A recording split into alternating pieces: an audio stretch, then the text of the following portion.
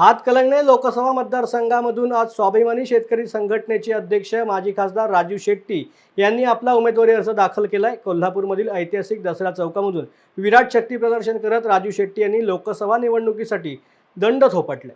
यावेळेला राजू शेट्टी यांनी मुख्यमंत्र्यांवरती निशाणा साधलाय। मुख्यमंत्र्यांनी शेतकऱ्यांना ठरल्याप्रमाणे ऊसाचे 100 रुपये ज्यादा दिले असते तर त्यांच्या विरोधात लढण्याची वेळ आली नसती, असं राजू शेट्टी यांनी मत व्यक्त केले।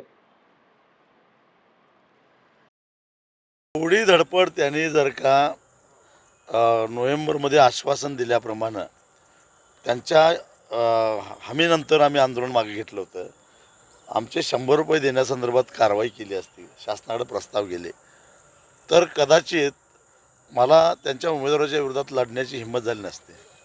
भाजपच्या जाहीरनाम्यात महागाई बेरोजगारी याबद्दल अवाक्षरी काढली नाही का, कसं बघताय? महागाई प्रचंड वाढलेली आहे, बेरोजगारीचं जे प्रमाण आहे ते 75 वर्षामध्ये सर्वाधिक आहे। त्याचबरोबर शाळाबाह्य विद्यार्थ्यांची संख्यासुद्धा मोठ्या प्रमाणावर वाढते आहे। हे काय फार चांगलं लक्षण नाही आहे। एकूणच देशाचं आर्थिक आणि सामाजिक आरोग्य बिघडल्याची लक्षणं आहेत। मणिपूरसारख्या घटना घडत असतानासुद्धा देशामध्ये त्याच्याबद्दल प्रतिक्रिया उमटत नाहीत। एक प्रकारचा कोडगेपणा लोकांच्यामध्ये वाढलेला आहे आणि हे भयावह आहे। याचा एकतर मग लोकांनी